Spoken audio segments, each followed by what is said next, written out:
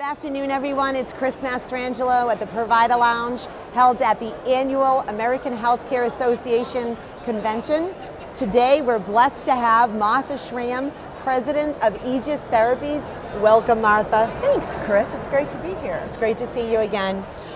We know that this convention is just massively controlled by this payment reform that's occurring, and lots of worry, lots of fear, but on the other side, there's lots of opportunity and we know inevitable change.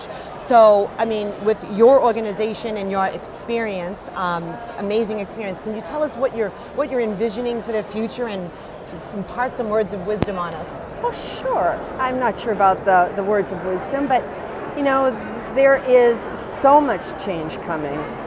And I think when you sort of plow through it and try to find the two foundational pieces that I think are very exciting, not just for rehab, but for the industry and the patients that we serve, foundationally, everybody is on board in trying to define, put in a box, this whole concept of quality and value, and how to reward and recognize those entities that accomplish that. And that, you know, we've talked about it for a long time, but if you look at the regulatory environment, the legislative environment, now some of the prickly, a word you used earlier in our conversation, part of what's prickly about this is that there are lots of people working on it, and if you look at some of the proposed legislation, you can go, well, wait a minute, there's some discrepancies here. I don't see how the dots connect. So I think it's really important to step back and say, first and foremost,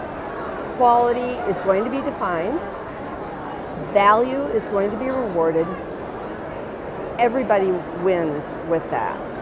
I think the other common thread in all of this is that it truly is, and again, a trite phrase that has been used a long time, but now teeth are being put to this, and that is patient-centered.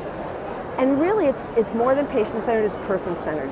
Because at the heart of all this, from a rehab perspective, it's all about redefining the role of rehab regardless of setting. The patient journey is the patient journey. And so a lot of work needs to be done and is being done, and we're doing it, is around just what is the role of rehab in a SNF, for example. Well, what's going to be rewarded or not to SNF operators? Well, you need to avoid avoidable hospitalizations. If I'm your rehab partner, whoever your rehab partner is, needs to help you accomplish that goal. So that's more of a risk management mindset. And therapists have so many skills to contribute, right? You're an OT, I'm a PT. So very important that the delineation of the roles, and it takes collaboration to a totally different level, because unless we really are in sync, we may be all doing the right thing, but if we're not doing it at the right time in the right way, we're not going to accomplish that goal of avoiding those hospitalizations. The second is the pressure on reduced length of stay, because obviously at the end of the day, part of the triple aim is reduced cost. So what's the rehab partnership around that? I would argue it's doubling down on evidence-based practice. It's knowing the moment you engage that patient, you are efficient with your assessment, you know exactly what you need to tackle first, because the goals are different tomorrow being set in a SNP than they were yesterday. You have to set that transitional goal. So I think it's really exciting. I think it's really exciting, although we've got some gray zone to kind of swim through.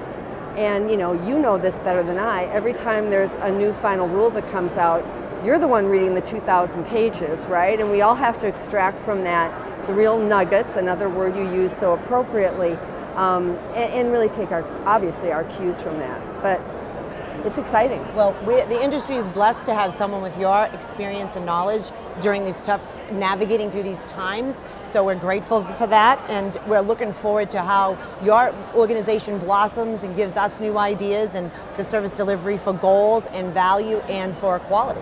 So I think there's going to be a lot of best practices emerging. And I think the paradigm shift for the clinicians is ultimately going to be just so positive. So thanks for having me. Thank you so much. It's great to have you. Thank you so much. Thank you.